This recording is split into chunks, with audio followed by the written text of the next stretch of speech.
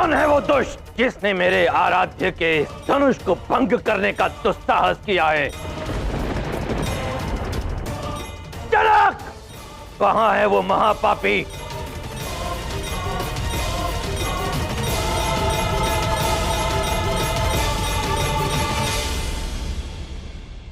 प्रभु, अब कोई लाभ नहीं जनक, क्योंकि आज जो इस सभा में हुआ है उसके पश्चात मेरे चरणों में तो क्या, साक्षात महादेव के चरणों में गिरकर भी क्षमा मांगोगे तो क्षमा नहीं मिलेगी। मैंने अपने आराध्य महादेव का ये दिव्य धनुष तुम्हें इसलिए सौंपा था कि तुम एक धरोहर की भांति इसकी रक्षा करोगे,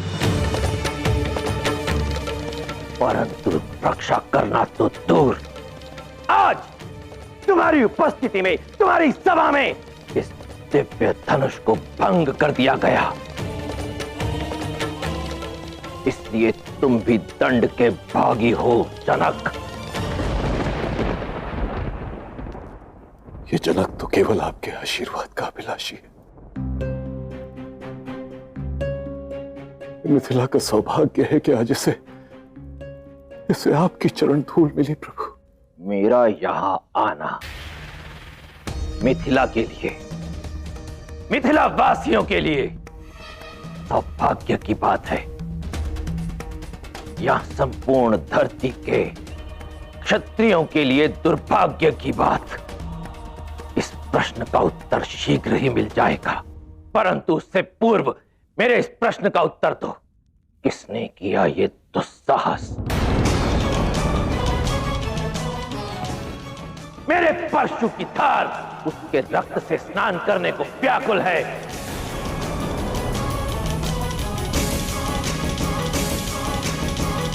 आपका क्रोध अकारण है ऋषिवर।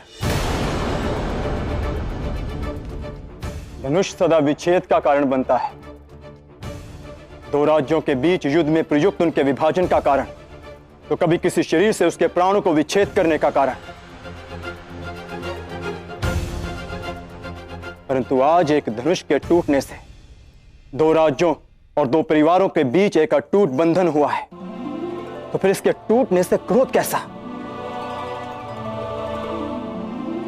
इतिहास इस धनुष को इसके महान कर्म के लिए सदैव स्मरण रखेगा। माता का आंचल अभी छूटा नहीं,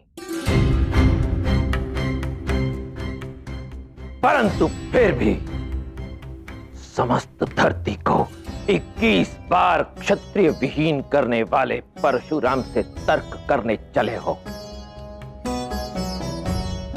कौन हो तुम मूर्ख बालक?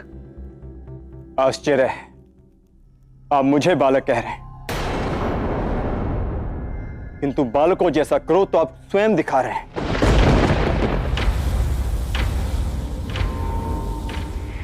शांत हो जाओ लक्ष्मण। नहीं भैया, एक अभिमानी का अहंकार आपने तोड़ा है, अब दूसरे अभिमानी का अहंकार तोड़ने का अवसर आप मुझे दीजिए। संसार ने 21 बार इनके परशु की धार देखी है, किंतु आज लक्ष्मण नामक ढाल की शक्ति का ज्ञान इन्हें होना आवश्यक है। जब जब आपने कहा मैं मौन रहा, किंतु कि लक्ष्मण के समक्ष उसके बड़े भाई का सर काटने की बात करे, मैं ये सहन नहीं कर सकता।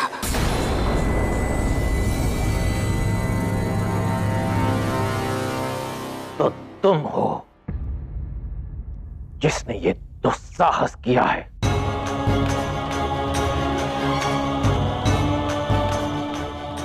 हाँ, ये है मेरे ज्येष्ठ दशरथ नंदन श्री राम, जिनके हाथों में आकर यह धनुष पुष्प की तरह कोमल हो गया और अपनी प्रत्यंचा तक भी न सह सका। लक्ष्मण,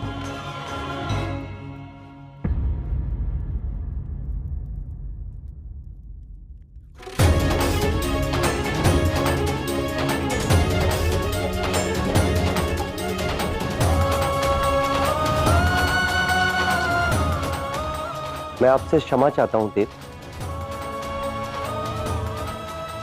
लक्ष्मण आपको जानता है, किंतु पहचानता नहीं।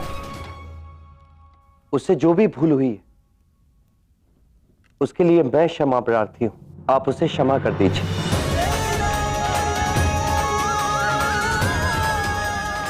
भला मैं आप जैसे महान व्यक्ति से तुलना कैसे कर सकता हूं?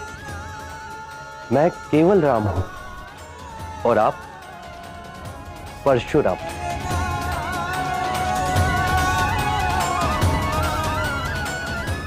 आपके इस परशु के अतुल्य बल का सामना मैं कैसे कर सकता हूं देव?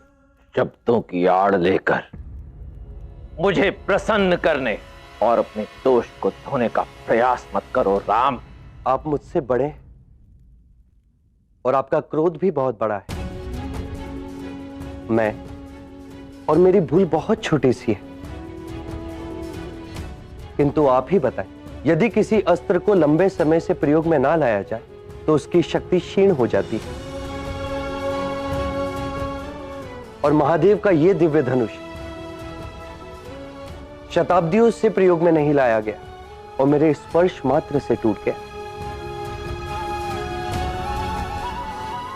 किंतु मेरी ऐसी मंशा नहीं थी देव।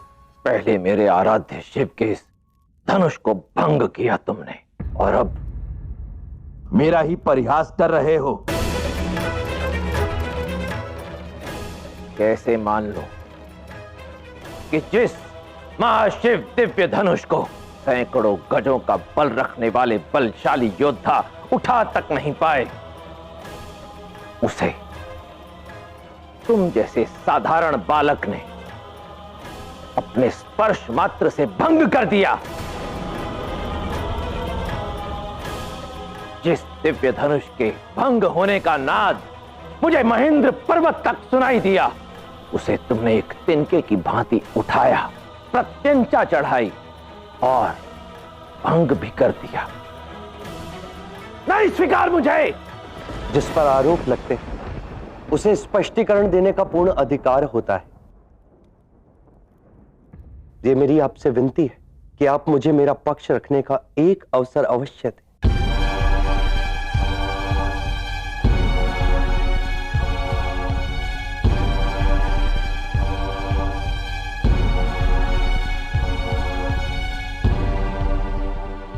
उचित है, अवसर दिया।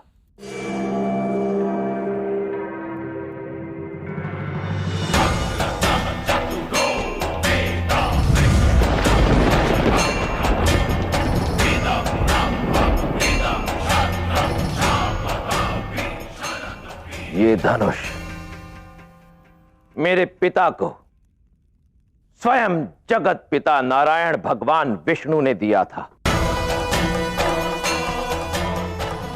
इसकी शक्ति और बल भी महादेव के दिव्य धनुष की भांति ही है। इसे लो। जो आज्ञा दी। रुको, पहले सुन तो लो कि तुम्हें करना क्या है। इस वैष्णव दिव्य धनुष पर बाण संधान करना होगा तुम्हें।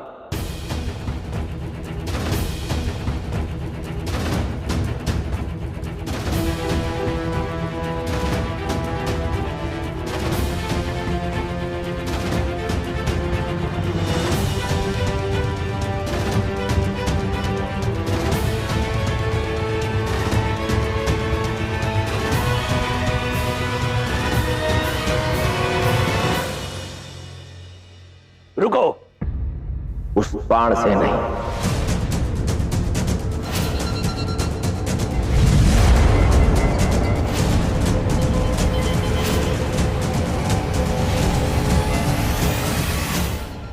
इस बाण को साधो और ये सिद्ध करो कि वो तुम ही हो जिसने मेरे आराध्य महादेव के उस दिव्य धनुष पर प्रत्यंचा चढ़ाई और उसे भंग किया। अन्यथा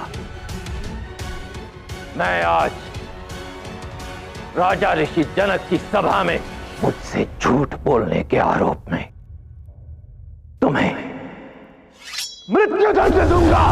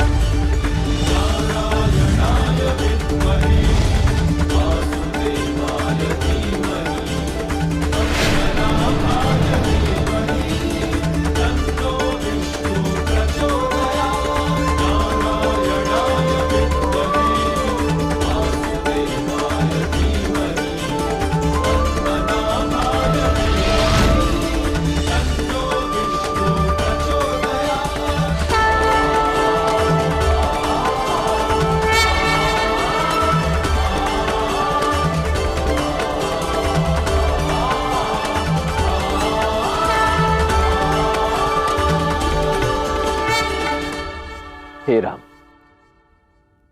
इस बाण को साध कर आपने मेरे नेत्रों को वो दिखा दिया जो कदाचित क्रोधवश में देख नहीं पा रहा था। आपके बल, आपके सामर्थ्य पर संदेह किया, मुझे क्षमा करें। मैं आश्वस्त हुआ।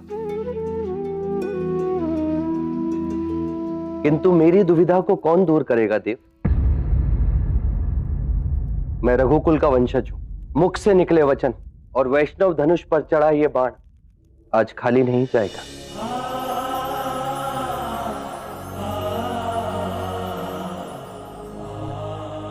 आपके कहने पर ही मैंने इस धनुष पर अपना बाण साधा है। अब आप ही बताएं, क्या लक्ष्य दूं मैं इसे?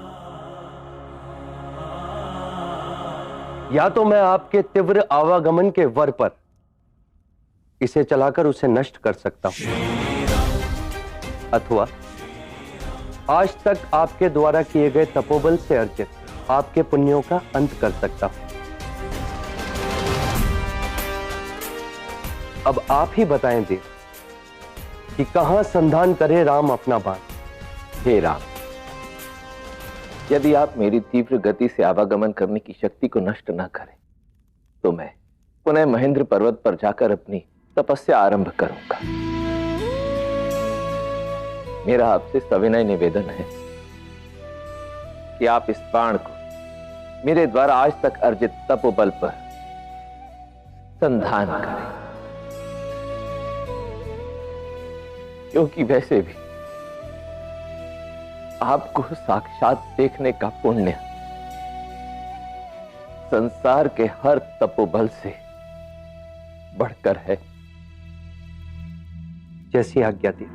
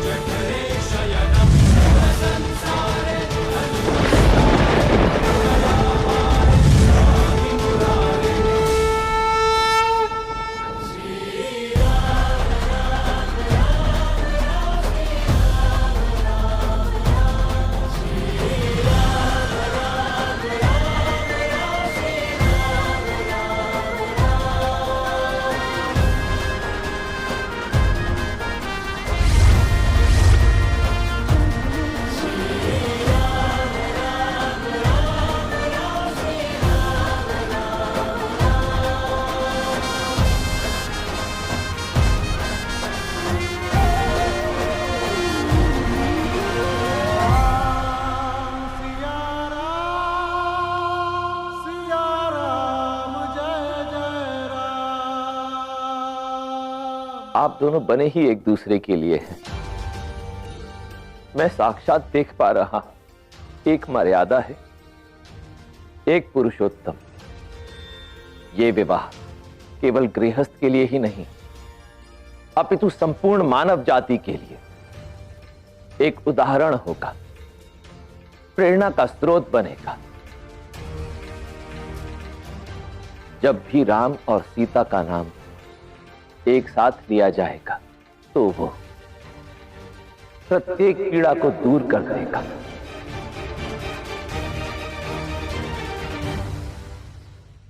जय सिया राम।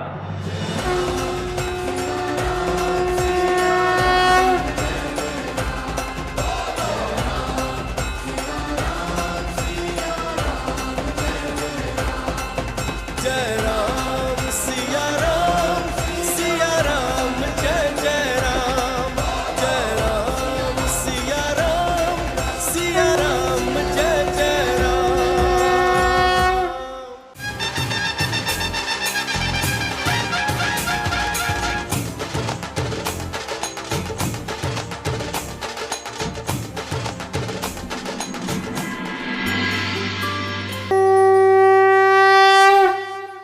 स्वयंवर में देवी सीता ने भैया श्री राम को चुन लिया था, परंतु भैया राम वो बिना पिताश्री की अनुमति और उपस्थिति के विवाह को सज्ज नहीं थे।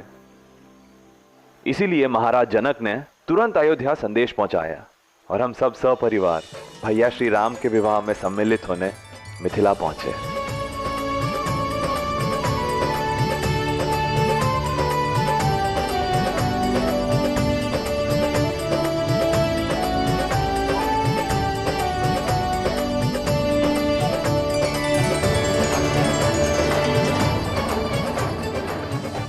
स्वागत है आपका महाराज दशरथ। ये मेरा सौभाग्य है कि मेरी पुत्री सीता आपकी कुलवधू बनने जा रही है। सौभाग्यशाली तो अयोध्या है, इसे सीता जैसी गुणी पुत्र वधू प्राप्त हुई।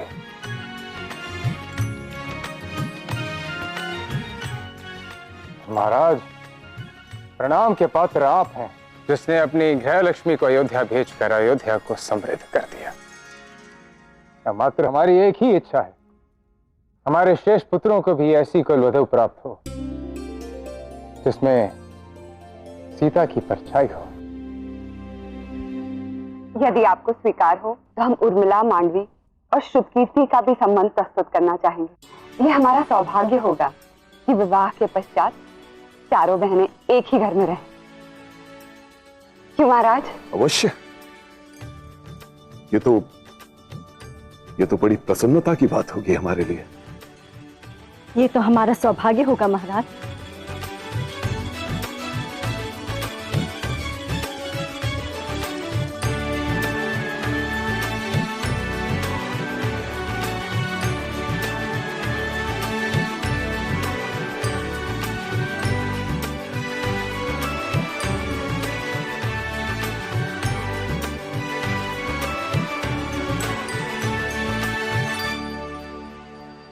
और फिर माता पिता का आशीर्वाद लेकर अयोध्या के चारों राजकुमारों ने मिथिला की चारों राजकुमारियों से विवाह किया।